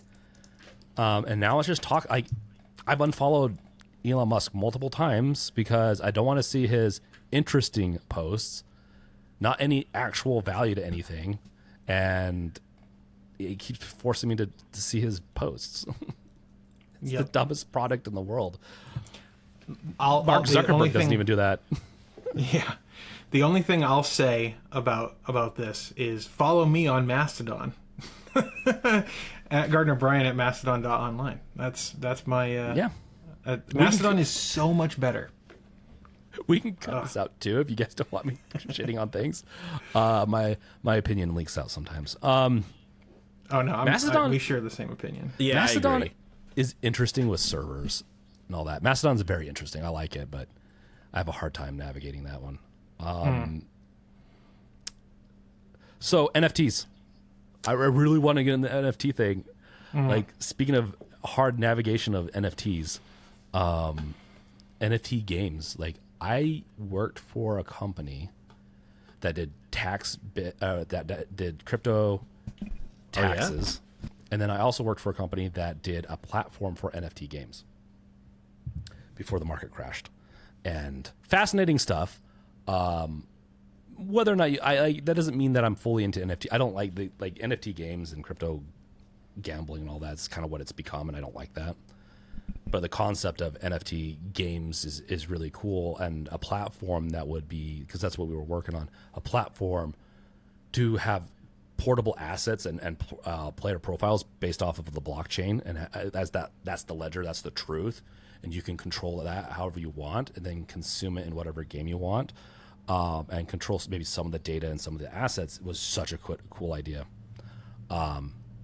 If game companies could do it, I don't know, but it seems like Ubisoft's really late to the game on this one. Absolutely. My biggest issue with NFTs have always been just the waste of energy. It's a massive energy consumption for what seems like a system that you could just do more efficiently elsewhere. Let's look at Valve's marketplace. If you really think about it, NFTs really aren't that power. From my understanding, they're not power efficient. It's just cryptocurrency. I think it's the blockchain. Kind of is the blockchain. Well, not even the blockchain. How it's a distributed system. It's inherently doesn't have to be, but when you tie it into cryptocurrency and with mining, that's where it kind of becomes that way. And I agree with you, even though I've done mining myself. I agree with you. It's not good. But NFTs are just non-fungible tokens where it's I own this asset based on this stamp in the blockchain. Is cool, but and it with the money hype, with the monkey and all that stuff going on with NFTs, it became a money power disaster in the sense of $1 million NFTs where people could just go and like clip it out and use it wherever they want. Like it didn't really mean anything technically unless it was integrated into a system to where like you could play it, let's say. That's where it's kind of interesting to me, is if you could have a limited amount of and this is where like the marketplace kind of goes. You have, let's say, 30 different assets for this one thing for a game, then it becomes a limited thing and it's fun to trade. It brings some scarcity to games, and that's, for some people, love that. And scarcity has been a thing since forever. Scarcity and whatever to make things limited. And I don't need to dive into this too much, but like I'm curious about the Ubisoft one. So I need to look into this more. But what were they trying to do? So their NFT game is called Champions Tactics. It's built as a PvP tactical RPG on PC, and it kind of looks like a tabletop game almost. Something like, I don't know. I don't want to say Warhammer, but like maybe something like that. And that's essentially kind of what it is. You're either buying actual figurines, the NFTs, using gold or crypto, or you make your own with either of those. Honestly, I'm not too interested in the gameplay details because, let's be quite frank, it's not super relevant to the conversation. But guess what, though? Apparently, Ubisoft originally published a trailer with the adults only rating on it. Yeah, I'm watching it right now and I'm like, why is this adults only? I guess the game is, but because you can stack your little figurines on top of each other and make believe they're doing it. Oh my gosh. No, Gardner, you're the last person I expected. Well, I mean, I don't know what else you. What do you? Dude, that's expect awesome. from You sold me on the game already. That's how you counter cheating, just with silly tactics. Honestly, I want to see I want to see real gameplay because this is just the official launch trailer. Mm-hmm. I like card games. I like games kind of like this. If it's tied to, and I love the concept of progressive changes to systems like this could be interesting. But the problem is they're swimming upstream of a very sour community that does not like Web3 games. Is what they kind of call them, as Web3.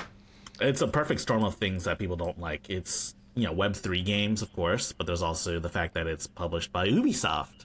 Yeah, and developed by Ubisoft. Yeah, and let's not forget the fact that Ubisoft actually tried an NFT scheme back in the day, back when it was really popular. I think it was called Ubisoft Quartz. I think the one game that had it was Ghost Recon Breakpoint, and you would get NFT gun skins. And from what I understand, not a whole lot of people bought it, even during that like hype period of like NFTs are cool and shit like that.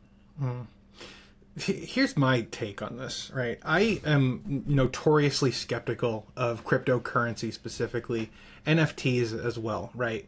Not that I don't like the idea of like decentralization. I love the idea of decentralization. I think it's incredibly important to preserve like the character of the internet. But at the same time, like, you're gonna buy these NFTs in what is it, Champions Tactics? Where else are you going to use these figures, guys? Like, you're gonna own them on Ubisoft's blockchain? Like, what are you gonna do with them after the game shuts down and you can't access them anymore? It's like, it doesn't. You just call it an NFT, and people who don't really understand what it means buy into it because, it's this new exciting technology. But most people are aware of how weird and silly, like, NFTs became, right? So, I don't know. You wouldn't download an NFT.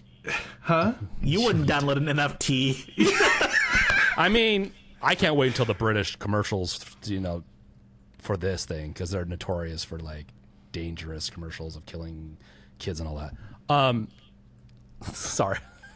Big tangent. But, so, Papa Meat did a whole video on YouTube. So, if it's going to be decentralized, it's got to be third party. It can't be Ubisoft's NFTs. Mm-hmm. If at that point it's not an NFT, and I don't know why they're using the name because it's just not. So here's the thing. Blockchain is a ledger system. That's really what it is. It's a secure way to make sure that you have, whether or not a resource or a coin or whatever it is, that's what it's designed for. And it's technically really not too new of a concept. It's just very much the concept nowadays with blockchain. It's very standardized, which is good. But visualize this as no different than them just owning it as a server. So like they can limit this stuff on their server if they wanted to. They don't have to use a blockchain.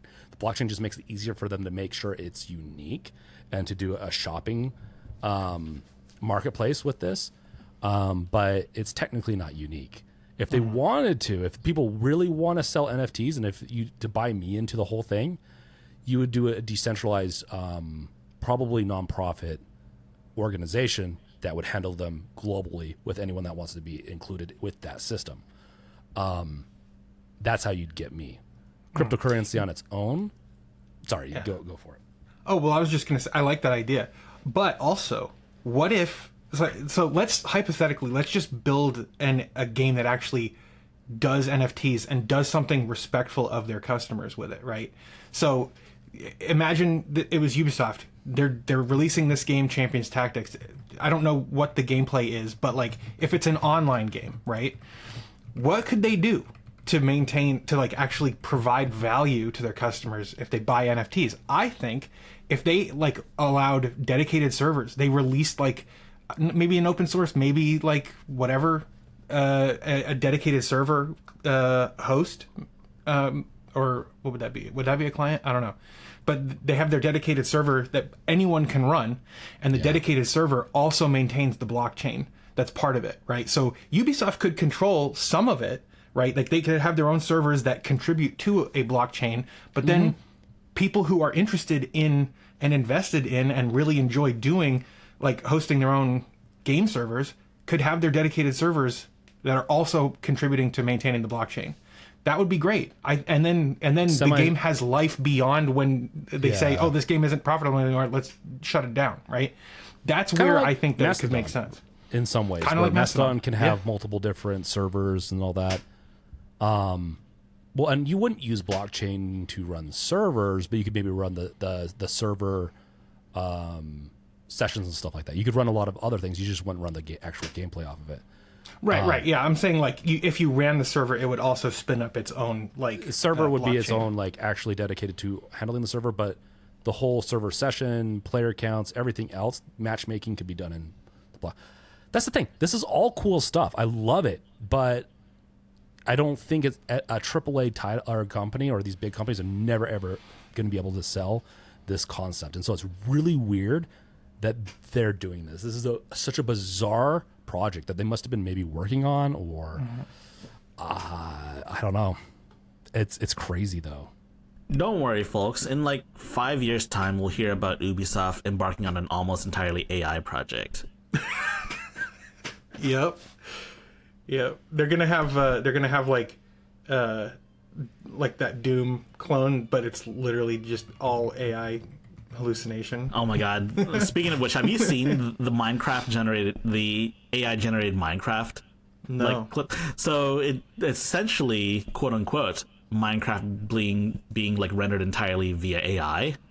And you can like play the game, but like in a far more inefficient way than like the Java version of the game. And it like hallucinates like crazy. I gotta send you some clips of it if I can find it again, but it is insane. Yeah. I wonder what the adults only rating is all about. I think it's due to the gambling. I mean... Oh, right. Oh, no. That's definitely a big sign that it's going to be... oh, my gosh. I mean, you can spend real-life money or in-game money to create a random NFT mon or whatever. No, it's going to be heavily gambling-oriented then. Yeah. It has to be at that point. They're going to probably have their own cryptocurrency assigned to it and everything. You'll buy into it. To be fair, if it was like a indie studio doing something like this, I'd maybe buy into it. I get it because it's fun. I've been in the crypto world before. I'm also very skeptical of the crypto world. part of it was because the job's a job for me at that time. I needed the job, but it's fascinating stuff though. It's just it's in the gaming world. It is so heavily hated right now. Yeah, man. I think it's just crazy that Ubisoft is even trying an NFT game after their NFT project in the past failed, and also like I think most developers have moved on past NFTs aside from like Square Enix and all those other like little developers like the Bored Apes guys or whatever. I think they're still making a game. I mean, this just smacks of desperation to me. Like, I mean, Ubisoft is in pretty dire straits. Am I wrong? It could be they're actually diversifying things a little bit, but I have a feeling this project's been in play. And trust me, these projects like this have been in play for a long time for one reason or another. It is not as easy to build these types of things, so I bet you they've been working on it for years. And so they probably started the project when crypto and NFTs were a big deal. And they just like, well, we got to finish this thing because we don't have much else coming. Yeah. That's what I think is happening. And I think if they market it to the right ones, if they work with the platform I used to work with, then they might get somewhere with it. But it's very... So one thing that people don't realize, but crypto gaming and gambling and all the other stuff like Web3 is very big in South Asia and very big in some of those South America. I think South America, but mostly South Asia is like really big into this stuff. So it makes sense. Maybe they're marketing towards that. I don't know. I think it looks interesting. I think if they have good gameplay and it's fun and it's not too expensive, I might try it. But Hearthstone, with how expensive it got, to get a good dex and all that and to keep on going through it, so I was done with it. I spent hundreds of dollars with them and I couldn't keep up. I was like, it's the whole a point of I can't invest this much money into it. You guys can go F yourselves because I really can't keep up with everyone else. Yeah,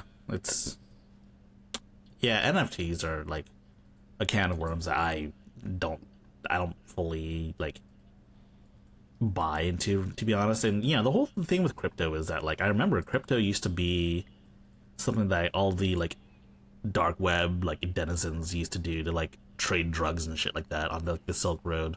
Or if you want to be really stupid, you could buy a pizza for like 50,000 Bitcoin. I remember that story. It was hilarious. Oh man, I could have been. We don't need to get into what could have. I would be a millionaire right now. No, I think you'd be a billionaire right now.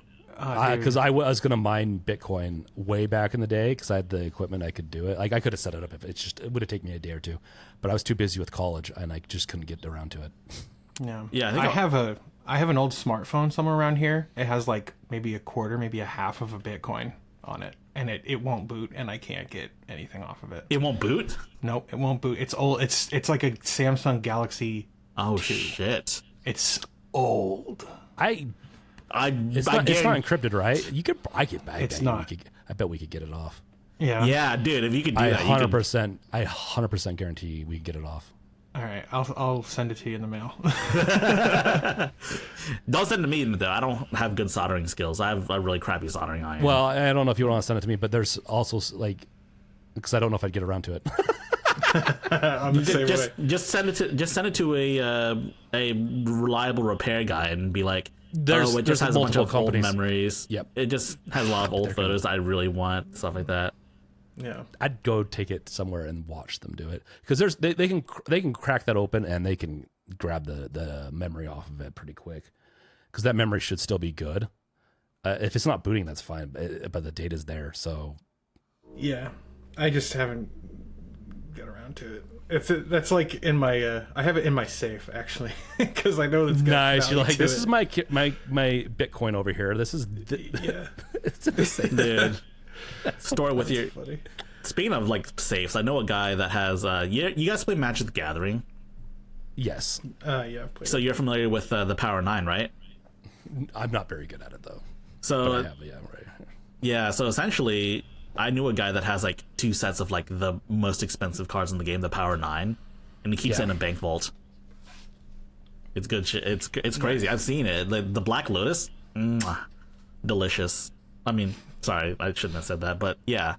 No, you're fine. I think there's one more topic we're gonna gloss over really quickly. It's this new 1X Fly device. It's an OLED panel with 144 hertz, and it's got 3 different SKUs. It's got the 8840U, and it's got the new Strix Points APU. It's got the Ryzen 9 AI 365 and the Ryzen 9 AI HX 370, which, by the way, let me get this out of the way first. Horrible naming scheme from AMD. I don't know what the hell AMD is doing, but they need to stop it. So simplicity, man. Simplicity is king. What's wrong with it's like with all these naming? handhelds. They come with multiple handhelds. You want to simplify your SKUs, or else, and you have like 3 markets. If you don't do that, you're just going to confuse everyone. And I won't buy. I just. Yeah, like I know a lot of people that would think that the 8840U is somehow better than the 365 or the 370 just because, you know, it's got a much higher number, right? Like 8,000 is higher than 300, right? Like, it's a stupid thing to think about, but like, yeah, some people absolutely do think about it that way.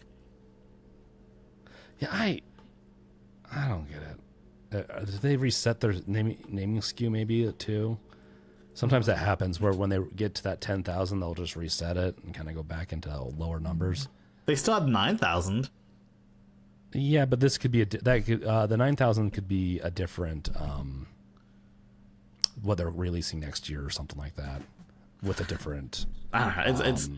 It's crazy, man. I mean, the handheld itself, it's a crazy stuff. But aside from that, I'm not seeing anything particularly interesting about the handheld itself. I mean, it's got a 1080p panel. It's got 144 hertz. It's got the new Strix Point stuff. But like, what's really different about it? So the 1X Fly, a lot of people actually ended up liking it. From at least in my community, people really liked it. I did a video on it, did well. I've not touched the device. They just still haven't sent me a device yet. We talked about that earlier off the pod, and it looks like a really slick device. I really like the way it looks. I want to get my hands on it. I'd promote it if it goes well. My problem is that I think the performance would be, if it's the I'm rating here, at least in the mini PC 3070 of the Ryzen AI, but it's I think it's a mini PC, so it's probably not mobile based. It has the performance equivalence of a 2060, which is pretty good. 2060s are pretty decent. I'm curious though how it stacks up. If it could play any game better than the Asus Ally, the newest one, then and at a decent battery level or drainage, I'm down for it. But the problem is I need to see specs, and so as of right now, this is an interesting handheld. But you know, we got to see what it can do. They don't have many specs available. No. Okay. No, they don't really have a whole lot. It's just got announced, I think, a day or two ago. Yeah, we don't know like how much RAM is in there either, to be honest. I think the only real thing we know is what it looks like, and also like what APU is in it. What? Yeah, it's kind of silly too that it's an AI based one. So I want to really, which with those types of APUs, if they actually want to utilize, like those could be very useful in gaming if they use it for like the FSR kind of stuff. If we can, because they're starting to do more and more frame generation and stuff like that, and predictive analysis and being able to fill in the gaps. I believe in AI, like the whatever they are called, the chipsets, the AI chipsets on these could really lend well to that if done well. But there is nothing I've seen that says that they're going that way. So yeah. Zero direction. They're just throwing things out, hoping stuff sticks. I want to see some vision from people.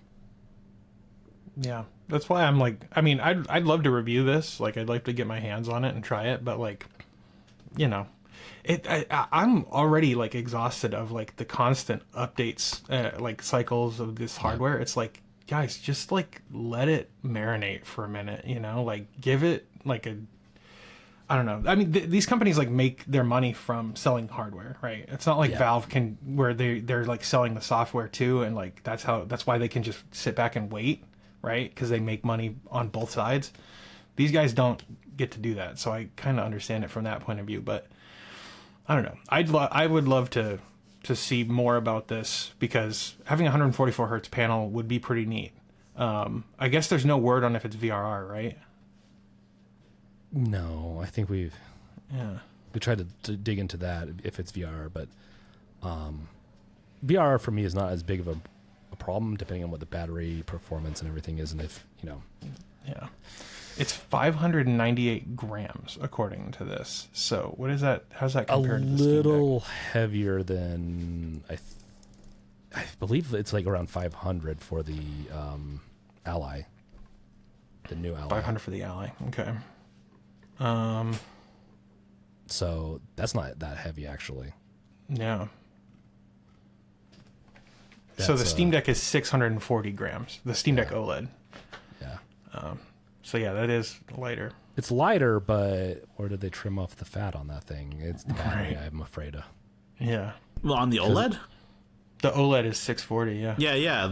I don't know where they trimmed it. I would think it'd have to be the plastic because the battery is denser. There's no way they could. I'm not talking about the Steam Deck OLED. I'm talking about this device being lighter. They'd have to trim off some of that weight from the battery. They could do it from the chassis too, but like from the casing, it's just then it gets a lot less secure. It's going to be smaller too, so that could be it too. Steam Deck's pretty beefy. I'm interested. I don't know, man. I've been very tired of the handheld gaming market for a very long time, but I'm always excited when something else comes out that's just has different specs, and this is different, like more different than it doesn't mean it's good, but it is something that's different and could be interesting. So I'm really curious to see where they go with this and what price point they hit. But I think we're in the end game of a lot of these companies being able to diversify themselves, and we're going to have the top three probably surface, and everyone else will either get acquired, go out of business, or just not really be as relevant. Yeah. And so it'll be interesting. We know Steam is going to be. I'm curious with because I know we need to wrap this up soon, but curious with you guys. I'd say Steam Deck is probably the top dog. Definitely, I'd probably then put Ally under there, but then a lot of people would say devices like the Lenovo one, the Legion Go. The Legion Go would be maybe third, but I don't know if that's the case actually. It probably is, but I'm curious what would that third would be, and maybe what would that third be in like a couple of years. Well, I mean, given that it's from a big company, and I do think the Legion Go is going to be third. And word has it, they're going to release a Legion Go Lite, which is kind of like more like an ROG Ally, where it doesn't have the detachable controllers. There's only the shell's been leaked, so we don't actually know anything about it besides the fact that it might be in development or something like that. Who wants it though? The whole point of the Legion Go was that it was so different, portable, removable controllers. Like that was the whole point of it. I had one and I returned it. It had such inconsistent performance. I could not recommend it. Their drivers, they need to learn how to write drivers. Yeah, I mean, the one thing I will give the Legion Go is that it has a trackpad. Yeah. And especially if you're releasing a Windows handheld, you have to have a trackpad. Like, using a thumbstick is in no way, usable, basically, for controlling a mouse, in my opinion. Trackpads are critical. And I use the trackpad on my Steam Deck, all the time. I love to configure it and get it just feeling just right. And then I also love to type with it because you get the two trackpads and you can split the keyboard in half and type with it. It's super fast. So, I don't know. If you want me to give my 2 cents on what is number three, I would say the Legion Go just because of that. But I haven't tried the Legion Go, so Okay. No. Last question on this. Honestly, I think we should do a special on something like this, but that'd be kind of fun, maybe. Brainstorming a little. But okay, let's go to fourth then, because we got Ioneos, we've got the 1X company. You've got a lot of different companies, GBD, that are all, but they are Chinese-based companies. I think pretty much all of them are vying for their spot, and I just don't know. Maybe they have a really good standing in China because there's a lot more people, billion plus people there, and potentially leaks into India. So yeah, and they're big handheld people. Let's say for the Europe, for America Europe market, what would be the number one company to come out on top of is from that standpoint? Which would you guys think would be like the top dog? Because I think I don't know. MSI? Well, no, I don't think MSI is Chinese. I'm talking more like the Chinese based ones. Oh, MSI maybe. It's interesting, but I'm curious, like, because the Ioneos and these companies that are the ones that are releasing so many versions, and I'm just curious which one would end up winning. I haven't used many of the of those devices. I have the GPD Win 2, like that. It's pretty old. Is it the laptop based one? It's this guy. GPD It Win flips 2. open. Oh, it's that one. got- Okay. Yeah, this was like the second one they ever did. And, I had the GBD WinMax 2 or whatever what it's called. It was the WinMax one 2, that was the netbook. Reminded me of my college days. I loved it. I sold it because as much as I loved it and it ran everything better than anything else, it just wasn't very comfortable to play games on. And I already had two laptops, so it just wasn't worth it, but I loved it. got it, man. I think, well, I don't think I've done very many videos on the other devices. Like, I've never actually tried any of the Chinese handhelds, so to speak. I've never had an Ion Neo or a GPD. I probably should get one of them at some point. I'd invest probably in different areas, but I've done a lot of videos of like overviews before I've gotten an Ioneo GPD, but I've never really gotten them to test from the company themselves, but I don't think I think one of them maybe will come out on top, and we'll see. But we could leave that for another topic. We've already been droning on for a while long. I just got my curiosity sparked, and so I was curious what you guys thought. Yeah, I mean, it's a nebulous situation, honestly. I'm not sure. I mean, I think as more like major PC manufacturers get into it, I think they'll just eat up the top spots, and there won't be any room for the Chinese manufacturers left. At least over in the West, at least I think. In the West, I think in China they'll probably do well, but I'm curious when they're going to cut their ties with promoting it here, and so it'll be interesting. Because I think they have good ideas. I think One X has some of the most interesting concepts at times. They've had removable controllers. They had a lot of different things, but they just don't sell well. So I don't know. It makes sense. I mean, all I can really say is that Ioneo releases way too many devices, and it really like drops confidence. Because honestly, like maybe a few years ago, I would have said that they were like the top dog among the Chinese like brands. But then they like release another PC handheld, and they release another one. And to be fair, they're all different. They're all different, like form factors and such. But it really like starts to eat into you whether or not you can actually recommend it to the consumers, because like it feels like they're missing out, doesn't it? Like you get this one, and then like a few months later they announce a brand new one, and sometimes that brand new one has slightly newer hardware.